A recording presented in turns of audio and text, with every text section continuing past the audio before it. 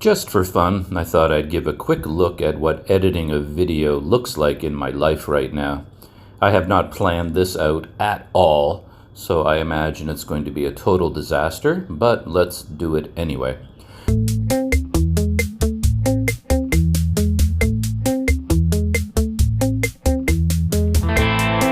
The thing is that I've been editing videos with a program called KineMaster for a long time, and despite some glitches and some problems, I was pretty happy with it. But that was up until about, a month ago, 2 months ago. I've lost all track of time. But then something happened with KineMaster. The company issued an update, and it appears to have broken the program. It broke many things for many different people, and in my case, what it broke was audio and video syncing, so that every single video I exported, suddenly the audio was out of sync. And for the longest time, I thought it was my problem. I thought I had done something wrong. I thought it was something in my life causing the problem, my cameras, my video files, my technique, my phone, something. So I spent weeks and weeks testing everything I could think of, trying to fix KineMaster, trying to get my audio back in sync with video. I contacted KineMaster, told them about my issues, and they wrote back to me and they basically confessed and said, no, we broke it. They said in their email that many users were reporting the same issue after the update to KineMaster, and they are busy trying to fix the problem. And I can't wait until they fix it, so I went looking for a new video editing program. I tried Adobe Premiere Rush, and it doesn't work for me for very complicated reasons I won't get into. And then I found this program called VN Video Editor, and VN stands for Vlog Now. That's the name of the company, I think. So essentially it's Vlog Now Video Editor. I have no idea where the company is based. It's 100% free and does not have a watermark on the final video, but you do end up looking at advertisements on the screen as you work on your video, and I assume that is how they make their money. Anyway, this is the home page for Video Now. This is actually the very first day that I'm really using it. So I have no idea what I'm doing, and as I said, this will probably be a big disaster. But I'm currently working on a project I'm calling Wisdom Field Drive, and the very top project there is number 2. This is the second version of this project. Basically, I hopped on my scooter the other day and I drove about 30 kilometers outside of Mesod to a town called May Ramat. And my goal was a coffee shop, at least what I thought was a coffee shop called Wisdom Field. And as is my wont, I shot a lot of video, and I ended up with about 2 hours worth of raw video. So what I've done is divided it into 2 parts, and this video is entirely about just driving to Wisdom Field. There's nothing about Wisdom Field in the video, it's just me driving there. And as I'm driving, I'm talking about my life and talking about mainly about all the technology problems that I'm facing. So that's what's going on here. But let me show you what it looks like. I'm going to click on the first project there, Wisdom Field Drive 2. I just clicked on it and it opens up the editing screen. So this is the main editing screen for Vlog Now Video Editor. And it's very similar to KineMaster and very similar to Power Director in the way it looks and the way it is designed. Unfortunately, it is only available in portrait mode. So this portrait orientation is the only option available. They have not put together a landscape option, which is very unfortunate because portrait is very difficult to work in. There just isn't enough room on the screen, and everything is too small. It's just a big mess. It's really cluttered. Down here at the bottom, for example, you see a menu, and you can only see a few items at a time. And in order to find new items, you constantly have to scroll over to the right and then scroll back to the left. And then this big block in the middle here that I'm moving, that is your timeline. And you can't see very much of your timeline at once because you're limited by the portrait orientation. And then up at the top, you can see the main video, and that is also quite small. And what I like about it is that it has a basic design where you have different layers for all the different items. So at the very top here, you have a music layer. Below that, a text layer right here. There's nothing in the text layer at the moment. And then below that is an overlay layer where I can add video and photo. And then down at the bottom is the main video itself. So it has a very clear design, not quite as nice as KineMaster in my opinion, and it lacks a lot of the more useful tools that KineMaster offers, but I'm slowly getting used to it. And as I said, this is only day one of using Vlog Now Video Editor. So the way I usually work, and I think this is very unusual, and let me zoom in on the screen a little bit just to get some more room on the timeline. There we go. That looks a little bit better. A little bit easier to work in. And what I'm doing lately is I'm always shooting video with 2 and sometimes 3 cameras. So what I do is I load 2 complete video tracks into the editing program at the same time. So up here at the top, you see the main video of me riding the scooter, and then I've inserted a second video in a tiny window in the corner. So there it is there. You know, here I'm moving it around. You can see the video, and I can put it in the middle. You know, I could put it up in the top. I can put it over here in the bottom corner, which is where I have it right now. So what I'm doing is running both videos at the same time, and then I switch back and forth between the 2 video tracks using different methods. So right now I'm using the kind of picture-in-picture method with the little video down in the corner. And let's take a look at how that looks and how it sounds. Good morning. It's 7 o'clock in the morning here in Mesot. Nice day, blue skies, sun coming up. So I don't know if this is a good idea or a bad idea, but I'm currently enamored of this technique where you kind of get the both of best worlds. The main video of me sitting on the scooter and talking is being shot with a GoPro Hero 9 Black, pointing backwards from the scooter, and the second video, this little one in the corner, is being shot by Armando, my GoPro Hero 7 Black, and it is mounted on the scooter grip pointing forward.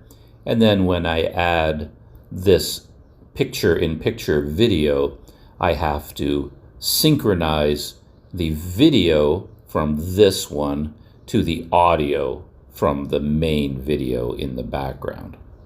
And that's what I'm doing here. And so I'm moving along, and I keep going until it feels like we've been seeing this for long enough, and then I switch to a different view. So let's play this and I'll show you what happens. Right there. I've got my usual cameraception going on this morning. So the little picture-in-picture in the corner has disappeared, and you can see that in the timeline, where right here where the blue bar is located, that is the picture-in-picture video, and right here you can see that it disappears completely, and now we're back to full screen of just me riding the scooter. And then we continue along for a while, and you can see another blue bar appears, more picture-in-picture video, and here I do something else. So let's play the video again, starting from here. So I can actually see myself, and I can see and right there, what is framed in the GoPro. You see that we've switched 100% to Armando pointing forward. And then I have the GoPro Hero 7 Black. I have Armando set up at the front of the scooter, facing forward over here. So there's Armando, and there's the GoPro Hero 9 Black. Whoa. So you can see It's kind of fun because I can switch from different views. I can switch to a 100% view of just me sitting on the scooter, 100% view of the front of the road ahead of me where I'm driving, and then I can insert the picture-in-picture down in the corner. So I have those three basic views that I can switch between. And the interesting thing is that the audio is always coming from the same place. I'm recording the audio from the Rode Wireless Go, which is plugged into the Hero 9 Black. So I always have to have the main video playing in the timeline.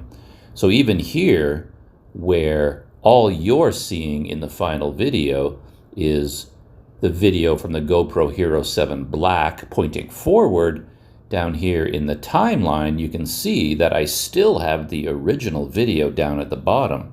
That's the foundation video. It always has to be there. You can't have a video without a foundation down at the bottom. So that is playing all the time, and the audio is always coming from that video down at the bottom.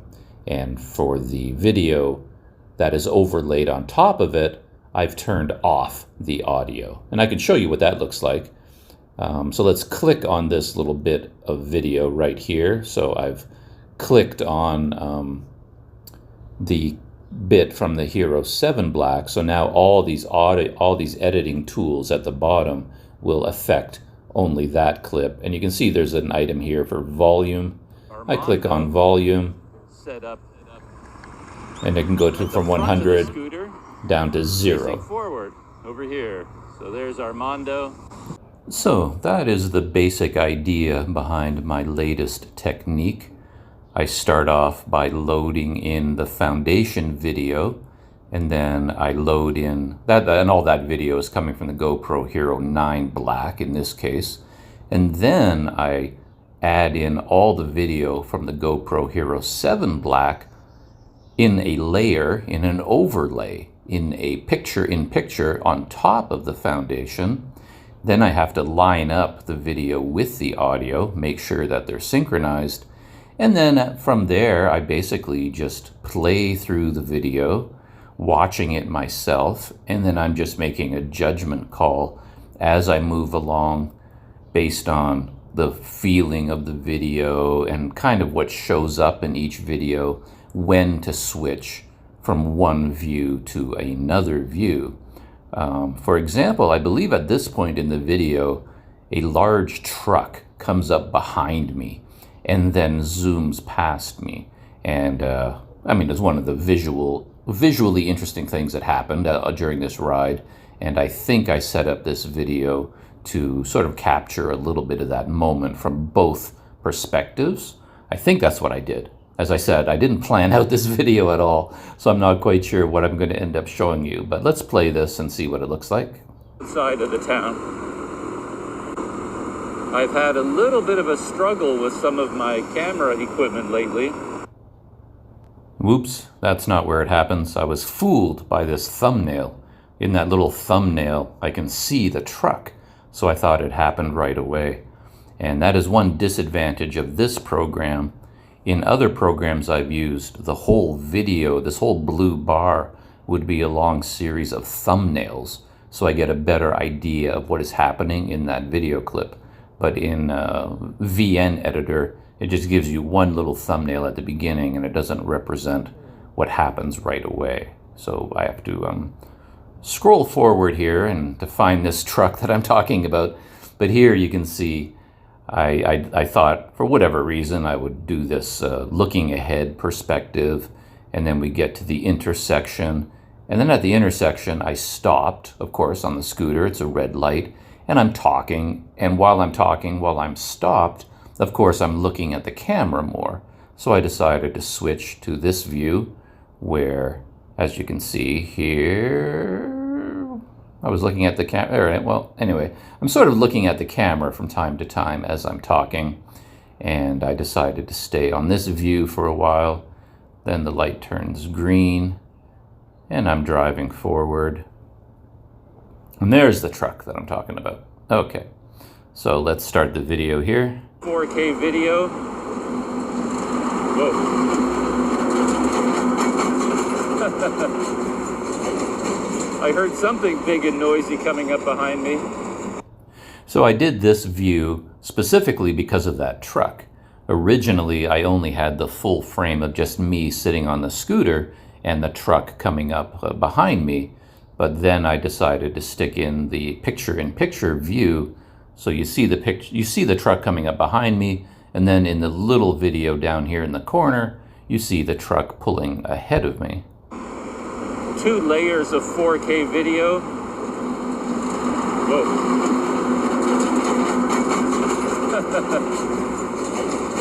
I heard something big and noisy coming up behind me. So that's basically what I did there. And then as I was scrolling through, I'm not sure what's going to happen at this point. Okay, right there. I switched again. So here I've been doing picture-in-picture view. And then I guess I decided the mood was right to switch to the full view of the road ahead of me. When video started to go out of sync, cameras started to freeze up on me. Right there. Batteries were being drained way too fast. And then I stuck with this view for a while, just of the road ahead of me as I'm talking. And then I eventually got to the point where I decided to go back to a full view of just me. Reduce it to its lowest level, I think. So that's what I'm doing today. Audio at its lowest level. The funny thing doing this technique I've noticed is that I often make these decisions based on my memory of shooting the video. So I kind of remember when I was using more hand gestures, when I was looking more at the camera, when I personally, with my body, might have been doing something that I think is more interesting to be on camera than the empty road ahead of me. And I had this memory of me being more emotional as I was speaking right here. And I don't think there's a hand motion. Yeah, let's listen to me babble for a minute. At its lowest level, resolution at 1080p, simple cameras, simple life, go for a drive, get a good cup of coffee. So you can see my voice even cracked there because I'm so tired and I've been fighting with technology problems for so long, and that's what I'm talking about here. And I remembered as I was editing this video that at this point I got a little bit emotional, and then I was doing that chopping motion with my arm, talking about how today on this little adventure to Wisdom Field, I just wanted to keep things simple. Simple life, 1080p video, simple everything, just go for a drive and get a coffee. And I remember doing that karate chop motion, that you see me doing there. So I decided to switch to this view to include that particular perspective. And there I am, making more hand gestures. Moving along through the video, here's another bit of overlay coming up. I can't remember what I chose to do here, so let's see what happens. Mesod, where I am. Okay. He was doing some research into Mesod, and I don't know why, probably no reason at all, just timing. I decided to switch back to a view of the road ahead of me, and that continues for a while as I'm talking, and then it looks like I switch back to... And yesterday was one of those not days. I didn't get any sleep the night before. And there again, I think I made this switch because I'm getting very emotional, talking about how I didn't get any sleep and I was exhausted and I was stressed out. You can see the hand gestures again as I'm waving at the camera, talking about being exhausted and hungry and frustrated with all of my technology issues. So the camera stays on me for a while. Look at that little claw. Where'd my claw go? There. You can see I'm all hunched over, making that claw gesture with my hand. Like, stress. So the camera stays on me for a while. And then I think I arrived near an intersection where I talked about the highway and where the highway was going, and there was a bridge. But instead of switching back to a full road view, because I've done that a few times already, I decided to go back to the picture-in-picture view. Eat anymore. But anyway, I didn't even order coffee. I ordered a mango smoothie. I guess it was just the road really sign there. Having a chat with I thought I was at this intersection, but I'm not there yet. But But I remember there was this, road sign, and that's kind of a, a marker on the road. So I thought, okay, let's put the picture-in-picture. Whoops. I just clicked on something by accident. In there, and we're sticking with the picture-in-picture for a while. So you can kind of hear me speaking and see me, and you see the road at the same time. Is that a good thing to do? And actually, no, this is why I did it. Now I remember this, where'd that truck go?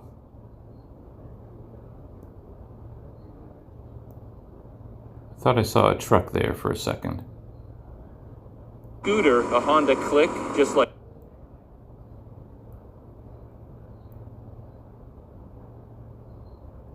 There's the truck.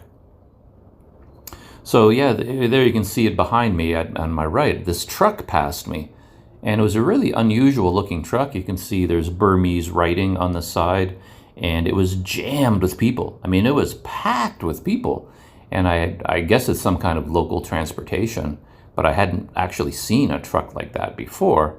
So I decided, there it is there coming up behind me, and then I knew it passed ahead of me, and I talk about the truck a little bit.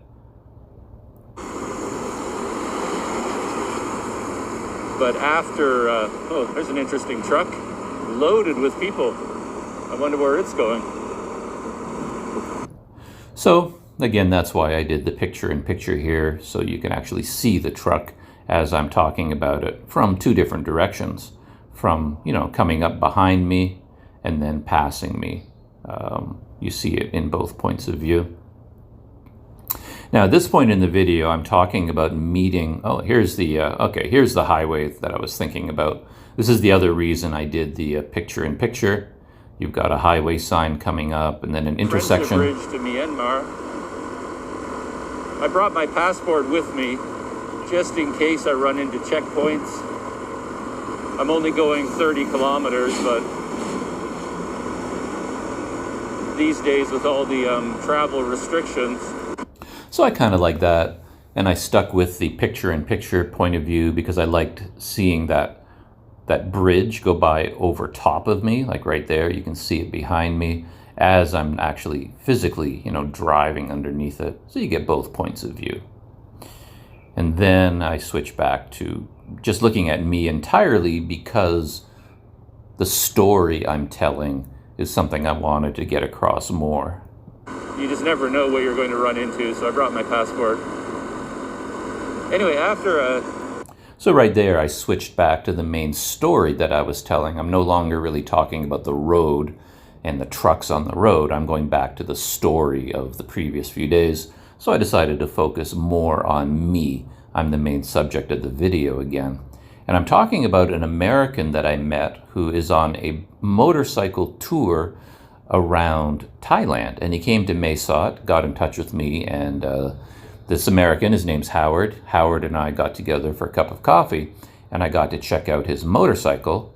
And I mentioned his motorcycle in the video, so I decided to insert a photograph of the motorcycle when I mention it, and I can do that here with these layers. And the way you do that, by the way, just to show you how this is done, is here beside each layer you see an icon and with a plus sign. So if I want to add something to right here, I click on that plus sign, and then I can choose to insert a sticker or a video or a photo. Let's choose video photo. And now we are looking at all the items on my phone.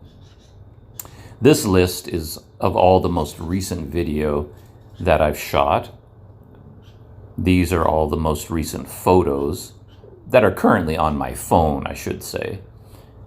And then you can also click on all up at the top, and then I can go into, what happened? Okay, let's go back into that.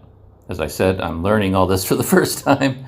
Now I can go into all of the folders on my phone and select something. So in this case, I knew that the photo I wanted was in a folder called Snapseed. This is a little bit annoying. I can't put these folders in alphabetical order for some reason. So I basically have to scroll all the way through it every time, looking for the folders I want. There it is there, Snapseed. Click on that. Uh-oh. Oh, there's no videos in there. Photos, there we go. So these are the photos in my Snapseed folder. And then down here towards somewhere. Okay, here are the pictures of the motorcycle. So basically I click on one of those, and now the picture of the motorcycle has been inserted into the video. And then I can do whatever I want with it. I can move it down into the corner. I can center it. I can make it bigger to fill the whole screen. And one handy trick, by the way, because it's very difficult to get it to fill the whole screen exactly. So what you do is click on it to, I clicked on the video by accident. Let's click on the photo. And then down here at the bottom, if you go through the menu, there's something called Fit and Fill. And if I click on Fill, the program will automatically fill the whole screen with the photo, like that. So that's what I would do to insert the photo at this point. And then as you're going through the video, the photo appears, and then it disappears. And you can do interesting things like fade in and fade out, because right now it just sort of appears and then vanishes instantly, which may not be pleasing. So I can click on it, choose motion, and then in animation, I can choose fade. Out animation, I can choose fade. And now it isn't as harsh anymore. The photograph will fade into view and then fade out again. Anyway, after chatting with Howard at the coffee shop, we went outside and I got a... Like that. So it's very simple to do, in fact. And if you want the photo to appear longer, it is a simple matter of just grabbing the handle and pulling it. And one thing I really like about VN Editor is that it shows you the duration right there. You can actually see how long the video is on screen. So there's about 5 seconds. I can drag it up to 10 seconds, do whatever I want. And you can actually see the duration right there, so that's quite handy. Anyway, I don't want this photo here right now, so let's delete that. And here is the actual photo I inserted as I talk about it. What an amazing looking bike. I was not expecting that at all. As I said, I don't remember the name, but it's a cruiser. So as a cruiser, you kind of sit back a little bit, relaxed posture, great big, wide and soft triangular seat with another seat behind it. It's got a nice... And I kept that photo on screen for 20 seconds, which is a long time, but I figured, why not? And I'm talking about the motorcycle that whole time. But then I go back to me for a few seconds. He's got a nice container on the back, a trunk for his luggage. And this motorbike is all black. And then I get back on the motorbike, how it is all black, and I've said that it has a trunk on the back. So I have another picture of the motorbike, so I stuck that in to illustrate what I'm talking about here. Bike is all black. Everything on it is black, from the front all the way to the back. It looks like something Batman would be driving. And I suppose if I were a fancy editor, I would do something here like slowly zooming in on the handlebars or zooming out. And if I have enough time, maybe I'll figure out how to do that, and I might actually do that in this video. But this is a basic rough cut that I'm working on right now, so I don't have any fancy edits like that built in. But there you can see it fades out, and then we're back to me again. So I'm driving along. You can see that blue bar appears, so we have another picture-in-picture video. And let's see what I decided to do here. Very cool looking machine. Beautiful morning. So yeah, that's kind of interesting because It's switching to a new story. I've left the motorcycle story behind, and now I'm sort of resetting my story by talking about the day and what the weather is like. So I switched back to a view of my face without, I removed the mask here, which is kind of interesting. Here, I've got the mask on, and at this point, I stopped at the side of the road, and I had to change the battery in the GoPros and put in new memory cards, and I spared you all of that on video. I did all that behind the scenes, and then while I was doing that, I found I was just so hot and sweaty because of the mask, and I'm way out in the middle of the countryside, so I felt comfortable removing it. Right now, there's a rule in Thailand that you have to wear a mask outside in public all the time. And you see people, of course, wearing masks while they ride scooters all the time, and I normally do. But in this case, I was in such a remote area, far away from any town, so I took the mask off for a little while. And since I was talking about the weather and how beautiful the sky was, that's why I decided to put the picture-in-picture video back in so you could actually see the weather that I'm talking about. Beautiful morning. I've had a lot of rain recently, and I'm starting to see the effects of the rain in the land around me. The ground looks richer, looks more fertile. So there we go, picture in picture for a while.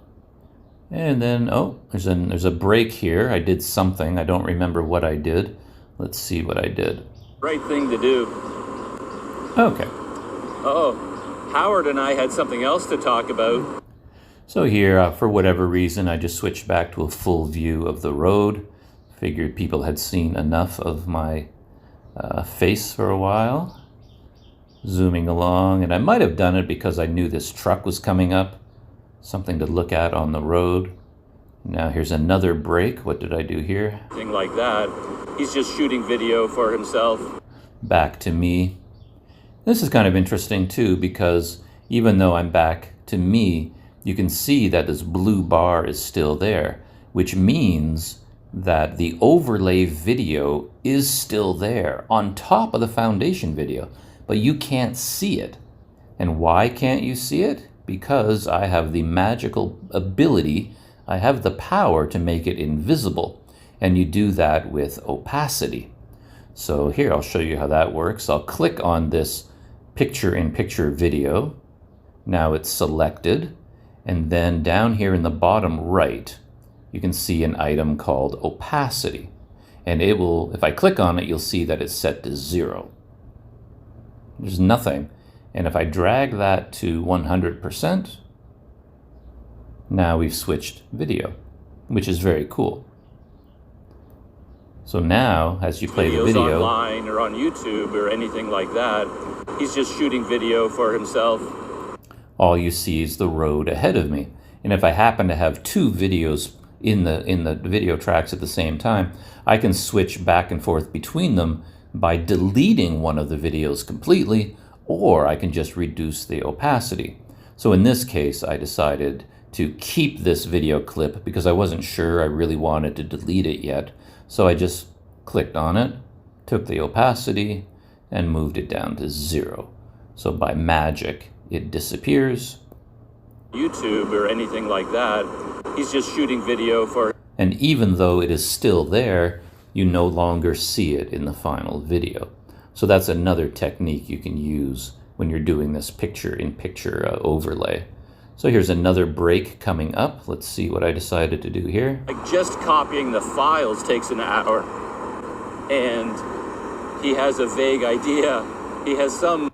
Back to picture-in-picture for a while.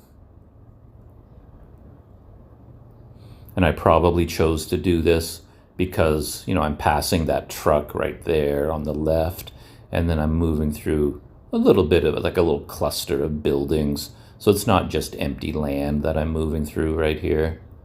Something to look at. Yeah, okay, now I remember. Yeah, also some scooters came up behind me, and I think that's why I decided to include this. He knows all about technology. There's 1, 2, 3 of them. So you actually get to see them coming up beside me and behind me in the main video, right there. And then you see them come around and go in front of me. So I guess I thought that was visually interesting, and I included the picture-in-picture there. And here there's another break, so I decided to change it up at this point. What did I do? Nothing. I guess I was going to do something here. Oh, okay. We are back into raw video here. So I guess I've edited this video right up until this point, and then from here I'm back into raw video, and I haven't done any edits from this point on. So this is where I am in this video project at the moment. So this is all raw video where I have the main video and the overlay video together, and I haven't done any work on this yet.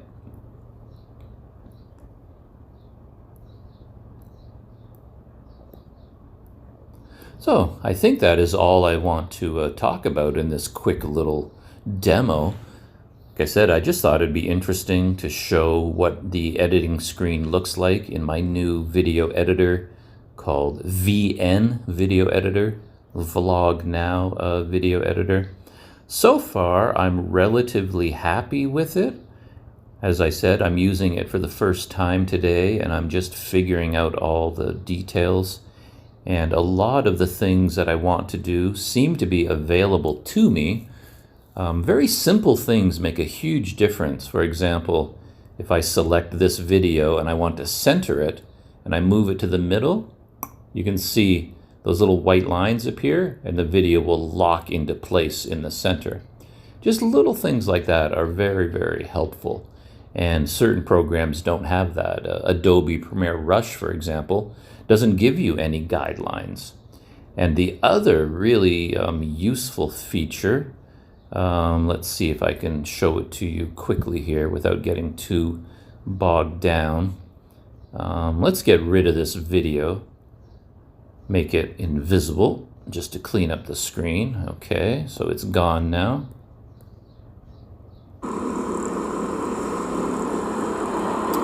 And here, it's vanished. So we just have me, and let's say I want a photo to appear right at this point. I want a picture to appear right there.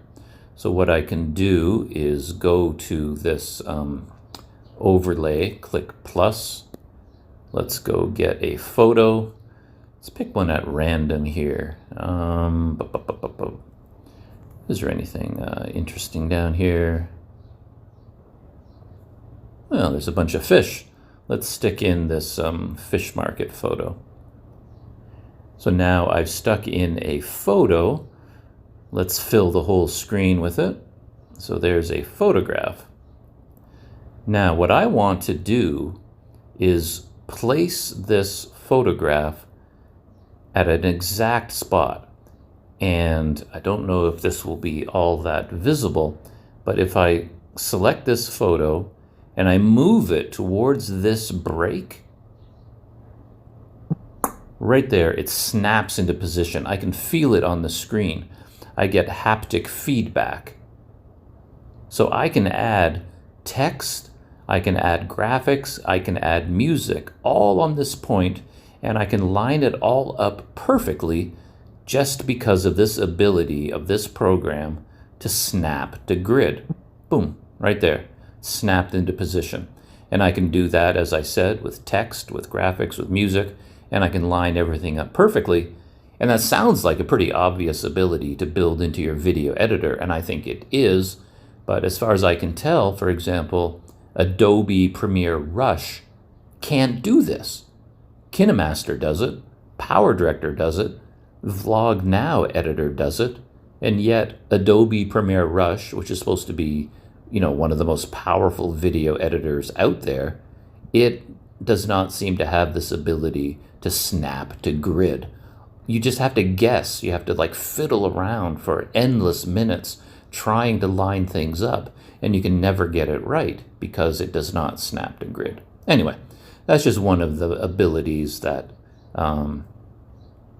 VN editor has, which I very much appreciate. So let's delete that, and let's bring my video back by increasing the opacity to 100%. So now we have the video back where I want it so that I can continue editing from this point. So yeah, that is a basic view. I guess the whole video was mainly about how I'm handling having two videos in the timeline at the same time and how I'm switching from one to the other using a variety of techniques. I honestly have no idea how other people do it. I'm pretty sure that this is like the wrong way to do it completely. And if you're using a laptop computer with a full-featured video editing program like Adobe Premiere Pro, then there would be much more sophisticated tools to get this done. But this is the primitive method that I use. And I thought you might find that interesting to see. Anyway, I'm going to bow out of this tutorial, this demonstration, and go back to actually working on editing this video. See you next time.